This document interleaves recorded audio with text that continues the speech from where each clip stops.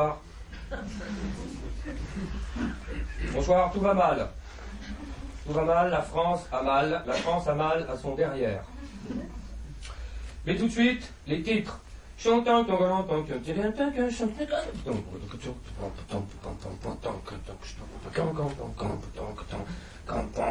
le générique. Là, on n'a pas de musique, on n'a pas d'image, on n'a rien. Les titres tout de suite, alors, terrorisme, menace d'attentat. Aïe aïe aïe, j'ai peur. Dernier sondage de popularité du président Zébulon. Tout le monde a peur. Retraite, oui, les Roms ne toucheront rien. Nouvelle peur, les dernières trouvailles au salon de l'angoisse, on en parlera tout à l'heure. Salon de l'auto, eh bien les premières voitures électriques sans rallonge sont sorties. Cyclisme maintenant, Contador accusé de plagiat par Delarue. Martin Hirsch sort un livre, Les dégâts d'Alzheimer. Primaire au PS. Voilà. Et Johnny sort un nouvel album, tous mes ennuis, toutes mes emmerdes, ils viennent de là, ils viennent du flouze. Alors, pour commencer, la psychose, le terrorisme. La sauce prend grâce au mélange savant, médias, politique. L'épouvantail à con fait son effet. Alors, les paris sont ouverts, Paris aussi. Quand la première bombe va-t-elle exploser ? Je vous propose de faire un sondage taille réelle. Aujourd'hui, qui pense que la première bombe va exploser dans la semaine ? Voilà, la preuve. Il y a qu'un mec d'Al-Qaïda qui a fait oui. Mais il est plus au courant que nous. Je ne sais pas si vous avez vu, nous avons donc découvert les premières images des otages d'Areva. Non, d'Acmi, une filiale d'Al-Qaïda. Les premières images des otages au Niger, on a vu une photo, alors ils sont vivants mais flous. Alors pourquoi flouter le visage? Je ne comprends pas, si on veut les retrouver, il faut les reconnaître. Pour une grippe Bettencourt, hein, je ne sais pas si vous vous rappelez, hein, l'ex-otage devenu salope. Ah, c'est pas moi qui l'ai dit, hein, c'est ses ex-co-détenus, son ex-mari, ceux qui ont fait les transactions financières, et encore, on n'a pas interrogé les FARC. Une grippe Bettencourt, on a eu droit à une vidéo, hein, en plus elle bougeait. Alors, si ça se trouve, cette photo d'otages, ce sont des touristes, avec leur guide, on ne sait plus. Moi-même qui ai une énorme confiance dans le gouvernement, il faut que j'apprenne à être journaliste, alors, faut que je pense à Claire Chazal.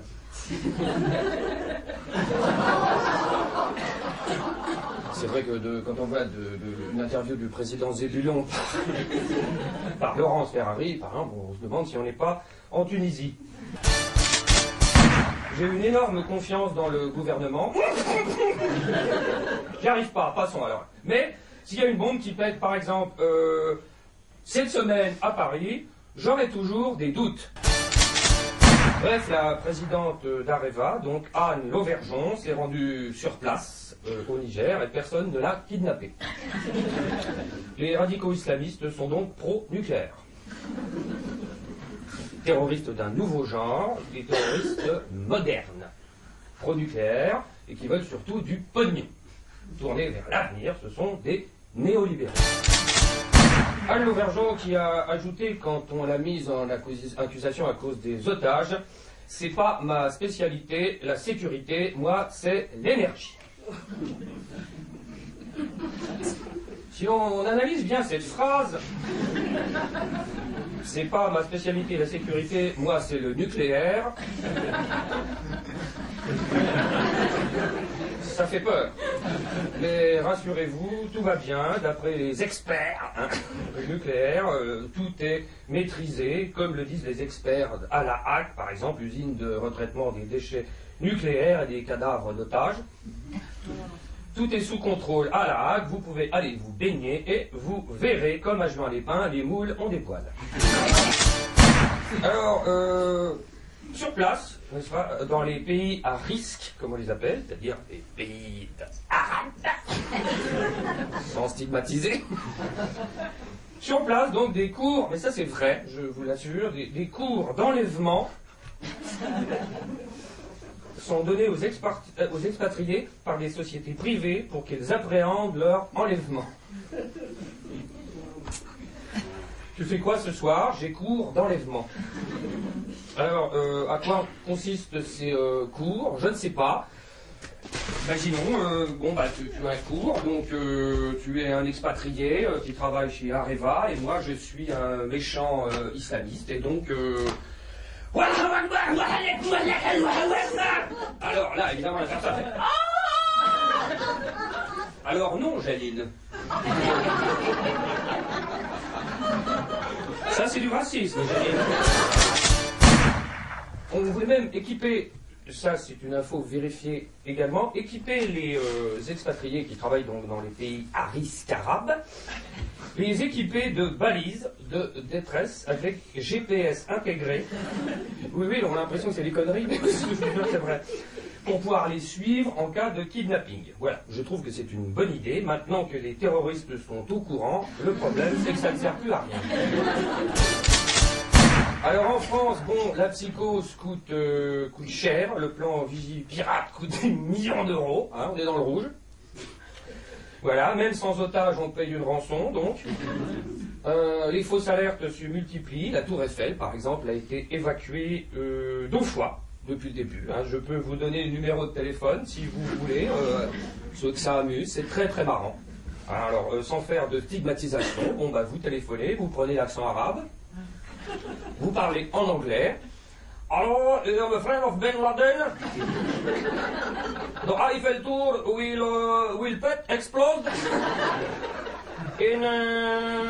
Alors, fais voir quelle heure il est. Oh merde In 10 minutes. Et là, donc, vous allez à la Tour Eiffel et vous voyez une armée de Japonais qui dévalent les escaliers. C'est donc du racisme anti-jaune. Voilà, ça coûte cher, puisque les trains sont en retard, pas besoin de ça, les avions sont en retard, les valises qui pètent un peu partout en France, les voitures qui explosent, 4000 alertes, c'est depuis le début de l'année, 3000 des mineurs, hein, donc il faut les payer quand même, c'est un métier à risque, enfin bien que là il fasse péter des soutiens-gorge, mais et des voitures volées. Et maintenant, les États-Unis et les Anglais incitent leurs ressortissants à ne pas aller en France. C'est donc l'effet boomerang. L'épouvantail à con se transforme en banqueroute. C'est bête, au moment où il fallait renflouer les caisses de l'État, voilà. Je pense que Liliane Bettencourt et Eric Woerth, qui sont à l'origine de ces attentats, nous coûtent cher. Déjà qu'elle ne paye pas ses impôts, la salope. Président Zébulon, maintenant, eh bien, rien ne va plus. On est triste. Oh, je suis triste. Oh, je m'y attendais pas, c'est une surprise. Oh, alors, il baisse tellement dans les sondages qu'à ce rythme-là, dans 6 mois, il attaque le négatif. Il va rejoindre les mineurs chiliens. Et l'anti-zébulonisme primaire repart de plus belle. Hein. Enfin, pour moi, il repart pas. Il est viscéral. Alors, pourquoi toute cette haine envers notre cher président? Je ne sais pas.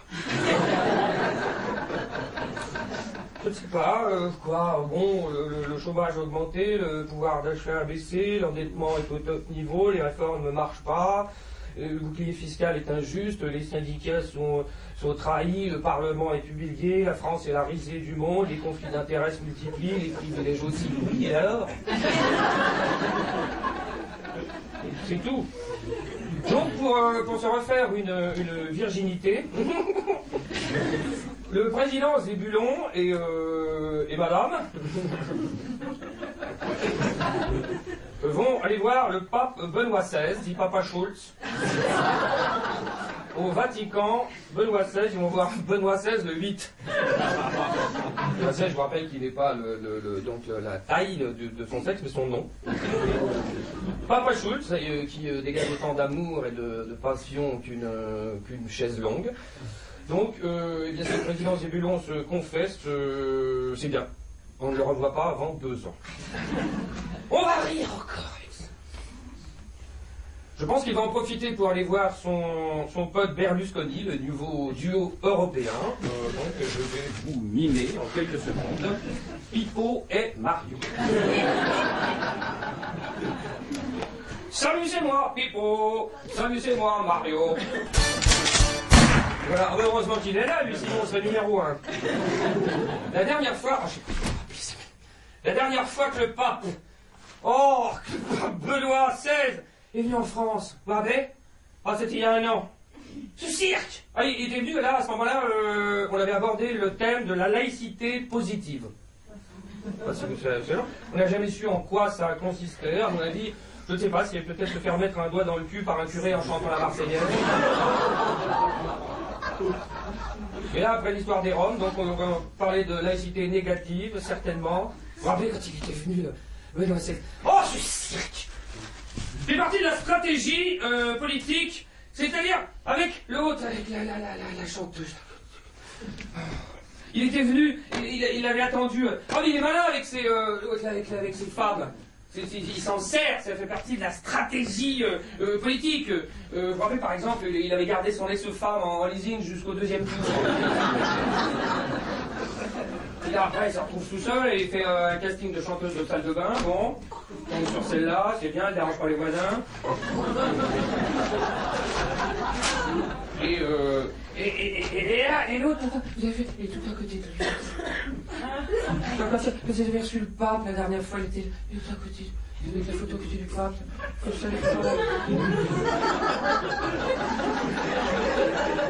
est en position de coup franc. On a une sainte, presque une vierge. Hein, alors que... Bon, ben là, si on donnait la Légion d'honneur à tous ses ex-copains, on aurait une pénurie de métal, hein. Non, mais elle a donné, vraiment, quand même, hein. Enfin, c'est pas moi qui le dit, c'est elle qui l'a dit, dans d'autres termes, évidemment. J'ai testé beaucoup d'hommes, beaucoup de produits, j'ai fait beaucoup d'expériences, enfin, bon, elle avait déroulé du grave, hein, quand même. Et là, ce cirque, dans la série, ils nous prennent pour les cons, mais là, on en est sûr, alors là, vraiment, elle est là, comme ça. À côté de lui, que ça, Oh là là. Alors certes, la petite culotte de Carla Bruni peut voiler le chômage et le pouvoir d'achat, mais elle est transparente. Retraite, maintenant. Oui, sans transition. Tube, retraite. Eh bien, d'après les chiffres, 3 millions de personnes dans la rue le week-end dernier, selon ceux qui y étaient. 300 selon ceux qui n'y étaient pas. La loi a été votée à l'Assemblée nationale par ceux qui n'auraient pas voulu que les gens soient dans la rue, mais qui font tout pour. Le débat s'ouvre maintenant au Sénat sur la réforme des retraites. Voilà, les gens qui devraient être à la retraite vont débattre de la retraite des gens qui voudraient y être. Et tout de suite, la suite dans la série, nouvelle peur. Oh, un virus. Ah, quoi, un virus? Ta gueule, Roselyne. Un virus informatique, le Stuxnet. Ça, je ne connais rien du tout. C'est immiscé sournoisement dans les ordinateurs du système nucléaire iranien. Qu'en pensez? Alors, comme je n'y connais rien, j'ai lu les commentaires et j'ai vu qu'il s'agirait d'un complot israélo-américain, d'une guerre électronique, d'une attaque informatique, d'un projectile virtuel, d'une contre-offensive cyberarmée, d'un sabotage technologique, du cyberterrorisme. Putain, la vache! À mon avis, je ne suis pas un expert, je suis prêt à parier qu'il s'agit d'un jeune acnéique de 16 ans, cheveux gras en S, une sorte de gastéropode neurasthénique qui s'emmerdait à mourir dans sa chambre, mais doué, un boulet génial qui s'est amusé dans sa chambre à faire chier les adultes. Bravo! Preuve qu'on peut être jeune et utile. Peur toujours, on n'arrête pas le progrès, d'après une enquête sérieuse. Attention, scientifique. Ne prenez pas peur, ne sortez pas tout de suite. L'aluminium serait dangereux. L'aluminium, non, n'ayez pas peur, favoriserait la maladie d'Alzheimer. Tout ça dans le journal, donc il doit y avoir beaucoup de papier alu chez les Wörth. Alors, il y aurait de l'aluminium, il y en a même dans les aliments, l'eau du robinet, les parfums, les vaccins, l'automobile, l'électroménager, les laits maternels industriels, les biscuits, les glaces, les déodorants, les crèmes solaires et les démaquillants. C'est tout. Sinon, vous pouvez continuer de vivre tranquillement, et je vous le rappelle tout de même, vivre tue. Tout ça me donne envie de fumer, de boire et de baiser les chèvres. Alors dans la série des conneries, toujours, je ne sais pas si vous avez vu, Jean Reno, dit 2 neurones, Jean Reno a enregistré une pub contre les maladies du cerveau.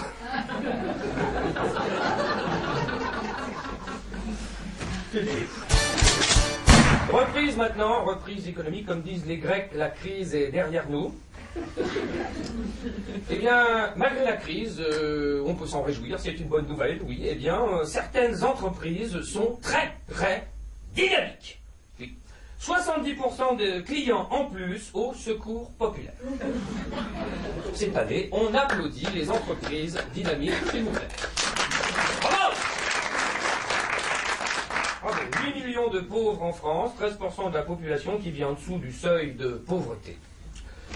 Comme dirait Liliane Bettencourt, qu'il passe à la maison, j'ai des enveloppes. Et un god en or pour les filles mères. Le gouvernement, n'est-ce pas, qui s'attaque maintenant sévèrement aux niches fiscales. À l'attaque! Alors, accrochez-vous, parce que là, il va falloir suivre. Je vous le rappelle qu'en France, il y a 468 niches fiscales, sans compter la SPB, Société Protectrice de Bettencourt. Niche fiscale qui rapporte en moins 75 milliards d'euros d'impôts à l'État, c'est-à-dire vous. Là, selon le vieux slogan néolibéral, à quoi ça sert de violer les gens quand on peut les baiser?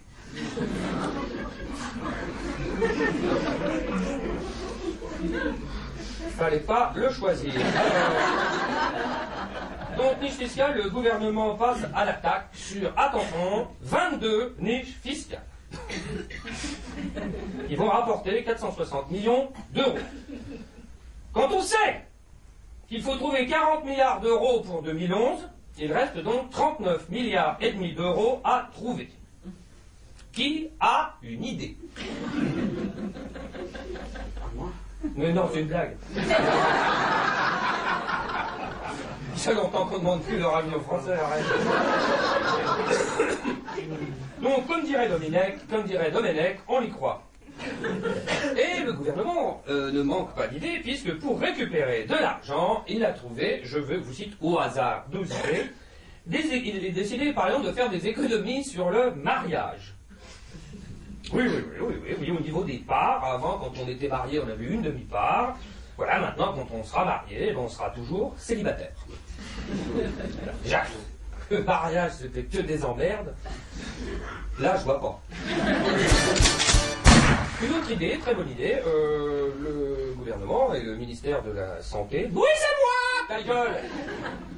Voilà, décidé qu'il y aurait dorénavant un seul bloc opératoire d'urgence ouvert la nuit sur toute une région. Va falloir arriver le premier. Imaginez, vous arrivez donc au bloc opératoire de votre canton, hein, avec un bras qui pend, par exemple, comme ça, et là, il fait fermer. Ah merde, il faut aller où? À Angoulême. Allez, donc là, vous prenez la voiture avec une main. Voilà, là, vous arrivez à Angoulême avec le bras qui commence comme ça, et là, vous dites, ah, j'ai le bras, comme ça, et là, vous faites, ah non, il y a déjà quelqu'un sur la table. Ils avaient fait la même chose. Oh, ça m'énervait aussi. Vous vous rappelez avec les tribunaux de justice de proximité. Avec l'autre, la Rachida Dati. Miss Relation. Oh, ben, elle a dû en la sucer, elle, hein. Rachida Dati, je ne peux pas. Chaque fois que je la vois apparaître à la télé, je... Ouh, mon Dieu. Rachida Dati, non mais fallait qu'il nous a bien baisé aussi. Hein, la diversité.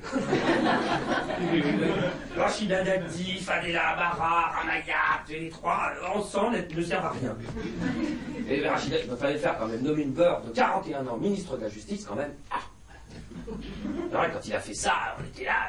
C'est vrai, d'habitude, à cet âge-là, ils sont en taule. Ouais,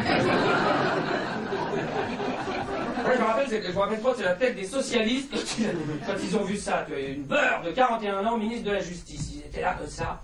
Oh, pourquoi on n'y a pas pensé un an? La gauche. Oh, ça y est, je vais vomir. Enfin, Rachida Dati, Rayad, Fadela Amara, il en a profité pour leur faire tout le boulot de merde. Souvenez-vous, Rachida Dati, quand même la ministre de la Justice la plus détestée depuis que la justice existe dans le monde. Voilà, il lui avait fait fermer, par exemple, les tribunaux de justice de proximité. Vous vous rappelez, hein, bon, elle, ça l'arrangeait, elle suivait le parcours de son frangin, elle faisait fermer avant.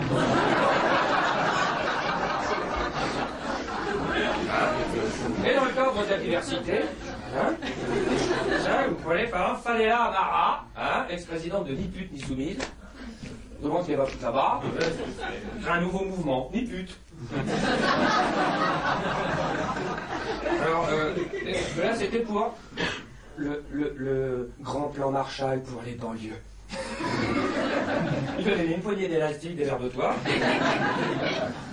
Voilà, et donc, elle a donc rien fait, puisqu'elle n'a pas d'argent. Mais vous avez vu, il a réussi à aller. On n'en voit plus, elle non plus. Hein, vous vous rappelez au début, quand elle est arrivée, ouais, attention, hein, s'ils me donnent pas d'argent, attention, ils savent pas qui je suis. Attention, moi, toi, tu ne connais pas, mais attends, tu rigoles ou quoi? Et là, maintenant, on a plus le son.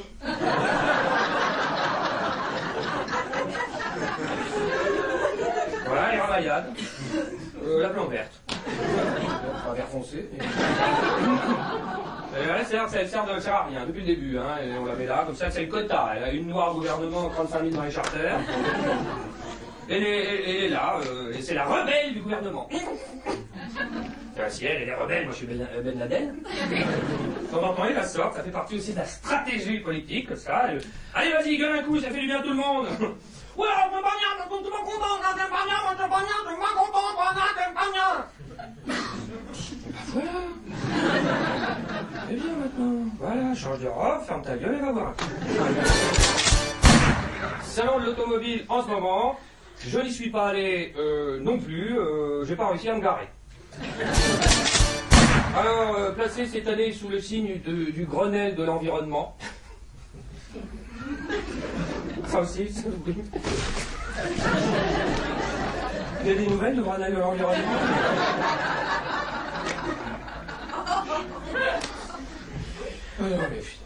Quand on fera le point dans 5 ans, oh la vache!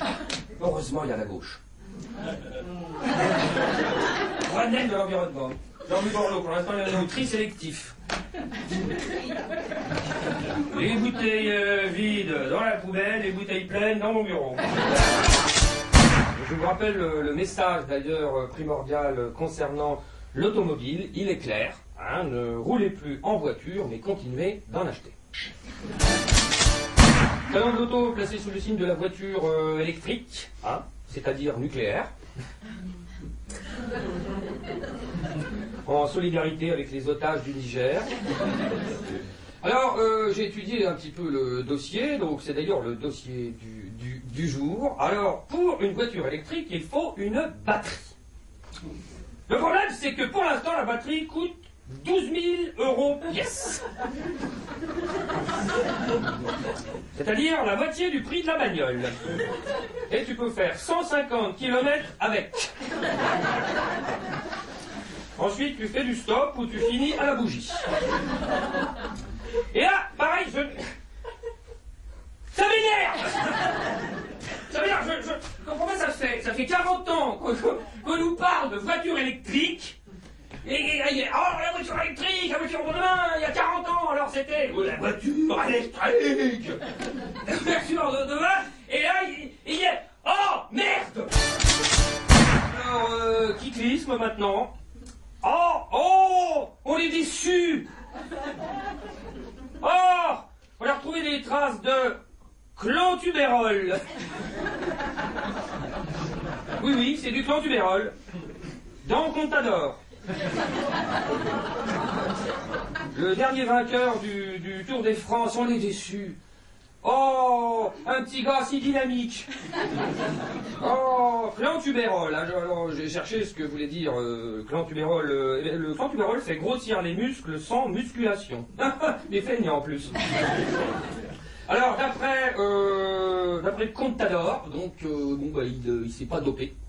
Il s'est pas dopé, ce serait une intoxication alimentaire due à de la viande qui venait d'Espagne. Olé! Alors attention, tous les sportifs ne sont pas des drogués, hein, ne pas confondre, ne pas faire l'amalgame. Il y a une différence entre drogué et sportif, il y en a un des deux qui est sponsorisé. Drogue toujours, eh bien, Delarue n'a toujours pas repris le vélo. Johnny Hallyday, oh, Johnny Hallyday. On a eu peur aussi. Ah, oh, le feuilleton. On a eu peur avec Johnny. On a eu peur, alors le feuilleton, vous allez voir parce que j'ai pris des notes. Oui, oh, oh, ça a commencé, on a eu peur, il y a quand il est allé à l'hôpital, là, il y a un an. Oh, là, l'hôpital américain, ah oui, c'est un rocker. Et il va là-bas, comme ça, il ressort, alors nous disent rien, parce qu'évidemment, il fallait rien dire. Et le problème avec Johnny, c'est que, bon, bah, c'est son côté, c'est ce qu'on aime bien, son côté, c'est son côté. Tu vois, il va là-bas, alors, les mecs disent, attends, putain, il y a une tournée, les assurances, tout ça, tu fermes ta gueule, tu dis rien. Et puis à la fin, ils me disent, je sais jamais. Quand même, à un moment donné, il veut savoir. Et on lui dit, écoute, c'était juste un petit cancer du côlon. Ah bon? Ok. Il sort de là, mais on lui dit surtout, il sort de là, le premier journaliste qu'il voit. Alors, Johnny, ça va? C'est juste un petit cancer du côlon. Bon, le bas de combat, assureur, la tournée, etc. Et à un moment donné, il va à Bruxelles, et il annule la date. Alors tout le monde, c'est là, il dit, oh, qu'est-ce que c'est? Alors là, les mecs lui font, écoute, Johnny, là, voilà, comme ça. Premier journaliste qui voit. Alors, Johnny, qu'est-ce qui s'est passé? Une extinction de voix. Je savais pas qu'on pouvait chanter avec son cul, hein. Et donc, après, opération, et alors après, ça se complique. On découvre que Johnny Hallyday a été dans le coma artificiel. Par de la découverte, ça fait 50 ans qu'il y est. Après, ça se recomplique encore, il se fait opérer, il n'écoute pas ce qu'on lui dit, Johnny, il faut rester au lit. Non. Et donc, il va aux États-Unis, et là, les professeurs, c'est là où les Américains sont très, très, très forts, font une énorme découverte. Après de multiples analyses, des expertises, des contre-expertises, vraiment. Et là, ils découvrent que Johnny Hallyday est alcoolique.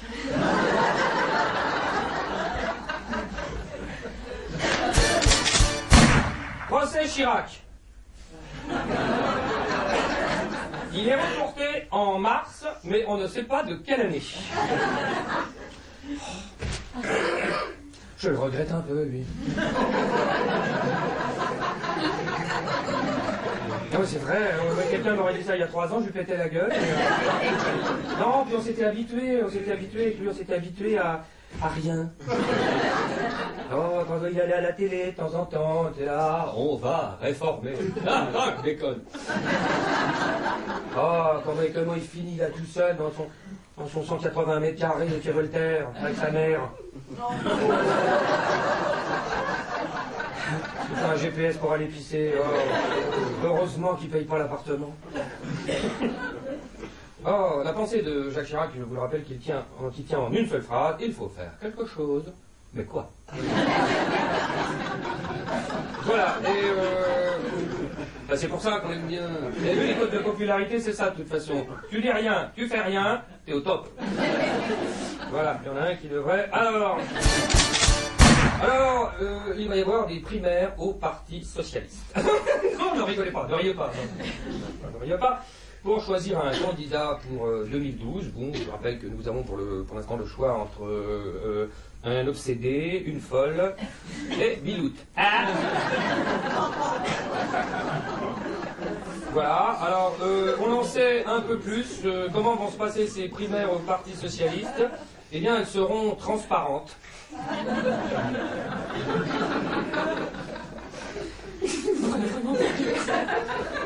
Elles seront transparentes, pas aussi transparentes que leur programme, qui est invisible.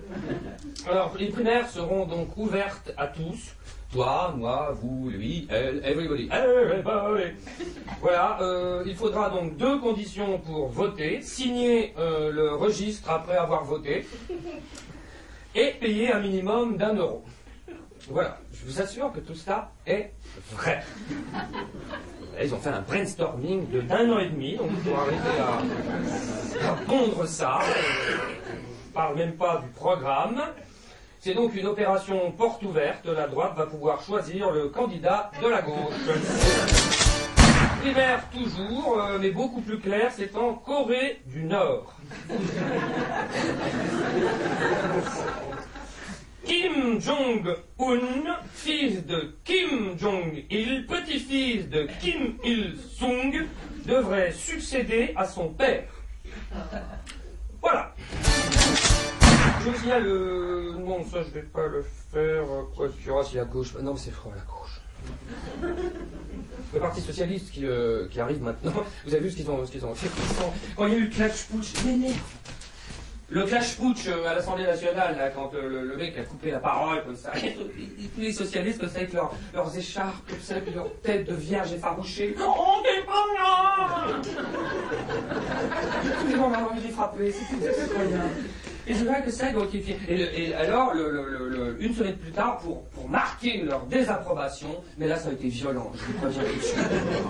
Non, je vous préviens tout de suite, les âmes sensibles, bouchez-vous les oreilles, parce que c'est violent. Vous savez pas ce qu'ils ont fait? Oh putain, j'arrive même pas à le dire.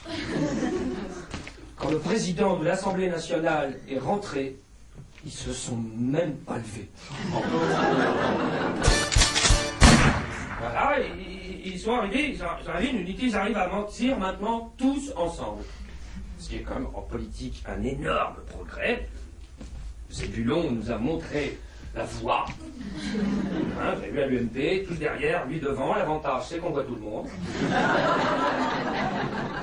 Ils ont réussi à mentir tous ensemble sur les retraites. Puisqu'il y en a pas un qui est d'accord. Je vous rappelle que le projet des retraites tel qu'il est était exactement le même, à la virgule près, que dans les cartons du Parti Socialiste. Voilà, alors les socialistes, levez la main. Et il y en a plus tout d'un coup. Sur ces bonnes paroles, gardez donc le moral, tout va mal, mais de toute façon, sachez que ça ne peut pas être pire.